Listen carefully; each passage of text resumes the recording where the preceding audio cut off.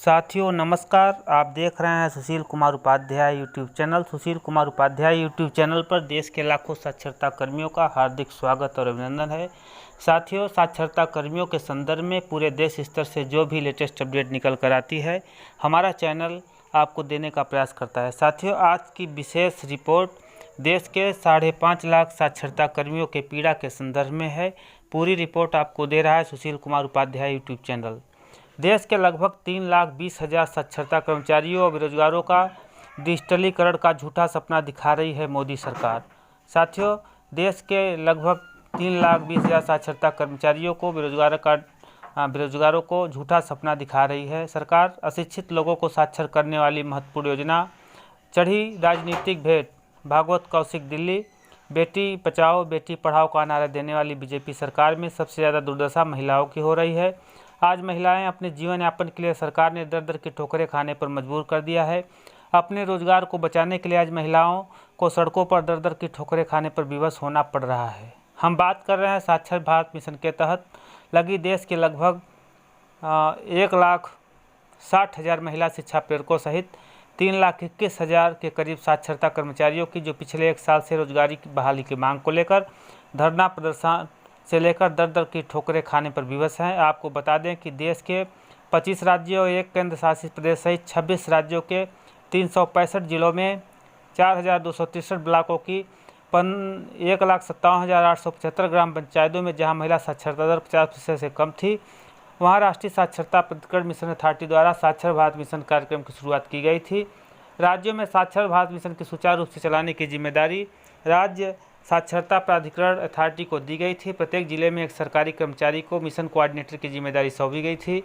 एक जिला कोऑर्डिनेटर को 10,000 रुपये प्रतिमाह, एक अकाउंटेंट को जिसको 7,500 रुपये प्रतिमाह, चपरासी जिसको 7,500 रुपये प्रतिमाह मानदेय के आधार पर नियुक्त की गई थी।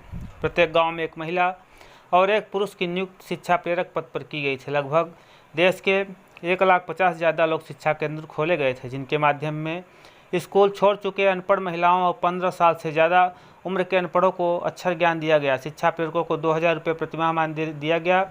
वर्षों तक सरकार की स्कीमें साक्षर भारत मिशन, ड्रॉप आउट बच्चों को स्कूल में लाने, BLO का कार्य, चुनावी ड्यूटी, स्वच्छ भारत मिशन, बेटी बचाओ बेटी पढ़ाओ, प्रधानमंत्री सुरक्षा बीमा योजना, कैशलेस आज में प्रेरकों द्वारा सराहनीय योगदान देने के बावजूद 31 मार्च 2018 को इन शिक्षा प्रेरकों को घर का रास्ता दिखा दिया गया। कई राज्यों में तो राज्य सरकार द्वारा 2017 में ही प्रेरकों को बेरोजगार कर दिया गया और बजट की कमी का हवाला देकर घर का रास्ता दिखा गया। मिशन के बंद करने के समय अब भी देश में लगभग 15 से 20 लाख साक्षर बचे हुए हैं। तब से यह शिक्षा प्रेरक आंदोलन अपनी बहाली की मांग कर रहे हैं। इन शिक्षा प्रेरकों की बदौलत अगस्त 2015 में भारत ने बुनियादी साक्षरता परीक्षा में चीन के विश्व रिकॉर्ड को तोड़कर भारत को नंबर 1 बनाया था। स्वच्छ भारत मिशन के तहत लोगों को स्वच्छता के प्रति जागरूक करके सरकार के मिशन को साकार किया।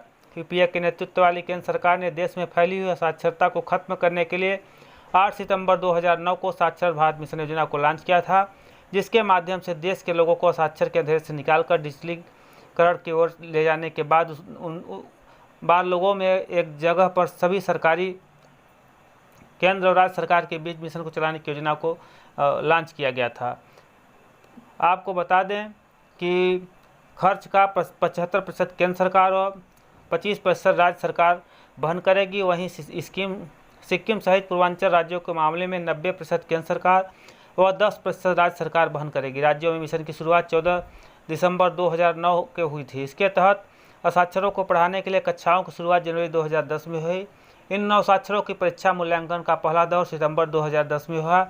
इसके बाद हर साल वर्ष में 2 बार मार्च और अगस्त में परीक्षा मूल्यांकन होता रहा है। आपको बता दें कि सरकार साक्षर भारत मिशन की शुरुआत के समय देश में असाक्षरों की संख्या लगभग केंद्र सरकार के नोटिफिकेशन के अनुसार 70 लाख के करीब थी, जिसमें कई कैटेगरी के लोग थे। पुरुषों की संख्या 4 लाख, महिलाओं की संख्या 10 लाख, SC/ST कैटेगरी पुरुषों की संख्या 2 लाख और महिलाओं की संख्या 6 लाख, मुस्लिम कैटेगरी के पुरुषों की संख्या 2 लाख और महिलाओं की संख्या 10 लाख, जनरल कैटेगरी के पुरुषों की संख्या 2 लाख और महिलाओं की संख्या 34 लाख थी। साक्षर भारत मिशन लॉन्च के समय 50% से कम वयस्क महिला साक्षरता दर वाले राज्य की सूची, राज्य का नाम, जिलों की संख्या, ब्लॉक की संख्या, ग्राम पंचायतों की संख्या, आंध्र प्रदेश, अरुणाचल प्रदेश, असम, बिहार, छत्तीसगढ़, गुजरात, हरियाणा, हिमाचल प्रदेश, जम्मू कश्मीर, झारखंड, कर्नाटक, मध्य प्रदेश, महाराष्ट्र, मणिपुर, मेघालय, नागालैंड, उड़ीसा, पंजाब, राजस्थान, सिक्किम, तमिलनाडु, त्रिपुरा, उत्तर प्रदेश, उत्तराखंड, पश्चिम बंगाल, दादर और नागर हवेली, कुल 26 राज्य, 365 जिला, 4263 ब्लॉक,